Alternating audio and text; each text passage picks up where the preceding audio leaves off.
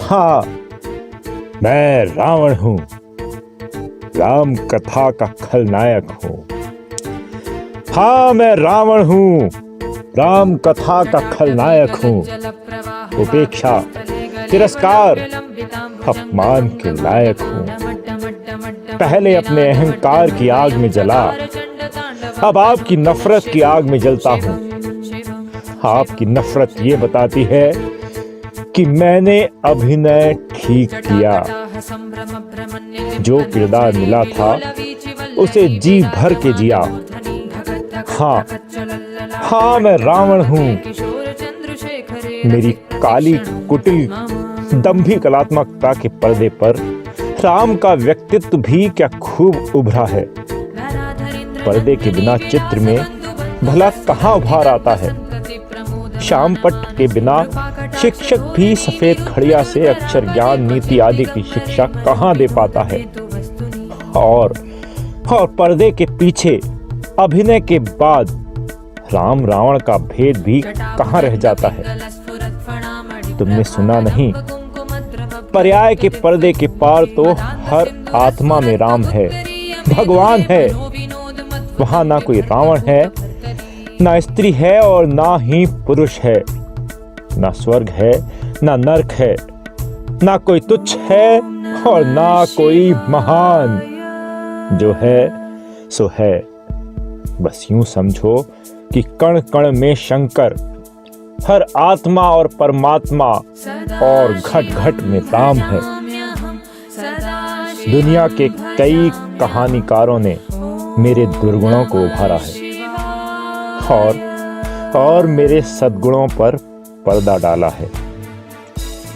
ये माना कि मुझसे भूल हुई, सीता हरण एक चूक हुई, लेकिन क्या करूं, राम को लंका के करीब लाने का कोई और उपाय भी तो नहीं था। अपने राक्षस वंश के सभी भाइयों के उद्धार का कोई उपाय नहीं था।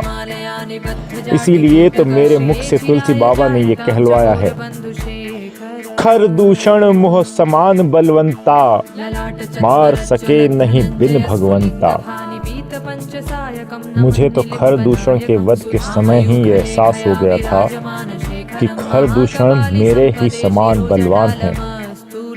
उसे भगवान के अतिरिक्त कोई नहीं मार सकता। उनके हाथों से ही इस शरीर से मुक्ति पाने में ही कल्याण है। मैं ये मानता हूँ कि मैंने सीता का हरण किया, लेकिन सीता हरण के अतिरिक्त किसी भी मर्यादा का कोई उल्लंघन नहीं किया। सीता को अपने भवन में नहीं, अशोक वाटिका में रखा। मैं सीता के पास जब जब गया, अपनी पत्नी मंदोदरी के साथ गया। हाँ, मैं राक्षस हूँ। मैंने अपनी प्रकृति के अनुरूप सीता को डराया, धमकाया, पर उसकी इच्छा के विरुद्ध कभी भी उसको हाथ भी नहीं लगाया। हाँ, मैं रावण हूँ, मैं राक्षस हूँ, लेकिन मेरे इस मानवीय गुण पर किसी का भी ध्यान नहीं गया कि मैंने अपने भाई विभीषण को, जो सज्जन प्रकृति का था, उसे राम के करीब जाने को विवश किया।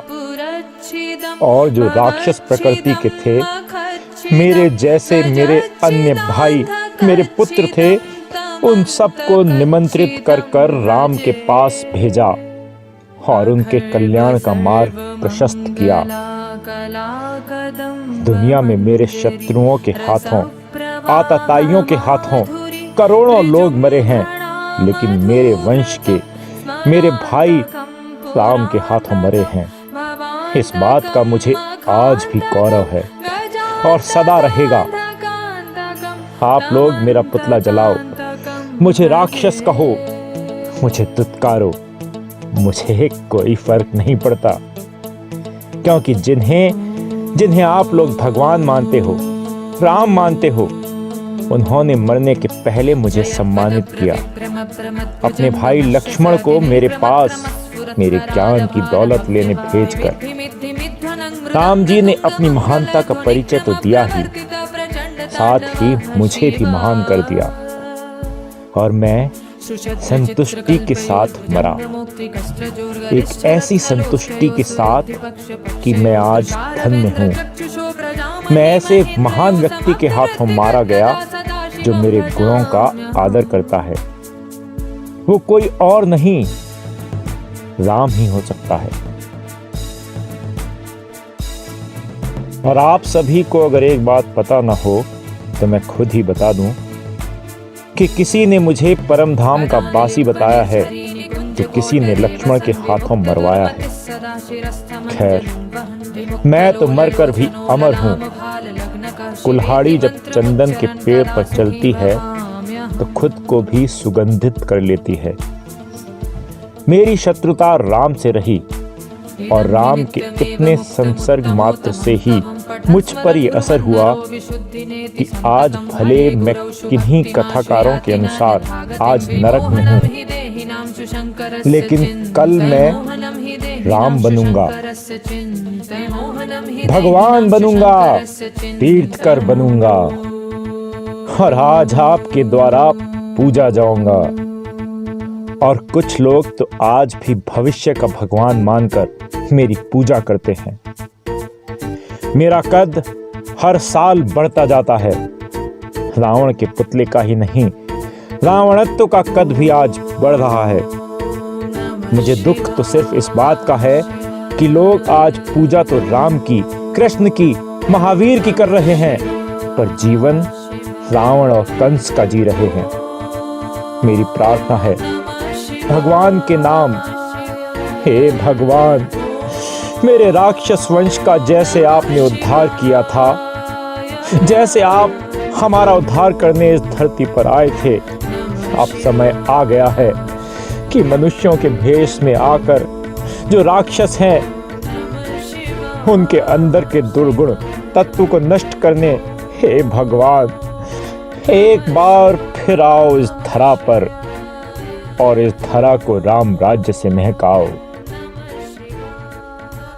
हाँ, मैं रावण हूं, राम कथा का खलनायक हूं।